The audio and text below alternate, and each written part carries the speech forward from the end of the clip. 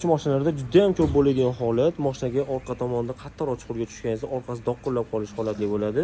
Buni ko'pchilik bizga olib kelib, aka orqa amortizatori umuman ishlamayapti kelishadi. Hozirlarga qo'limdagi mana shu bitta shayba bilan mashina yo'qotishni o'rgatib beraman. Videoga like bosib, qo'llab-quvvatlab turasizlar. Xo'p, qaranglar akalar. Xo'p, mana Nexus 3 orqa chashkasi bo'ladi, amortizatordagi xuddi shu joyda udarniy rezinkasi bor. Mana ko'rsating bu yerda orqa amortizatordan chashkasidan o'tib ketib qoladi amortizator. Xuddi shu chashkamiz pastga tushib ketib, shu joydan o'tib ketib qolib, mana shu joyda normal holatda turadi. Pastga tushib ketganda, u chuqurga tushganingizda mana shu narsa pastga o'tib ketib, amortizator umuman ishlashga xalaqit qiladi. Qo'limdagi shu bitta shayba bilan sizlarga to'g'rilashni o'rgatib beraman. Qaranglar, shaybani xuddi mana shu joyiga qo'yib turib, mana shu tevasidagi chashkasini ozgina bolg'ada urib qo'yamiz. Mana teshigiga ozgina yumilgan hisobiga.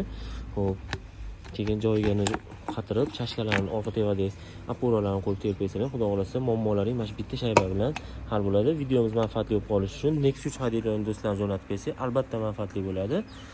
Bu narsa juda ham ko'p mashinalarda xuddi shu holat, orqa daqqillashli holati kelib chiqadi. Videoga like bosib, qo'llab-quvvatlab turinglar, joninglar omon bo'lsin.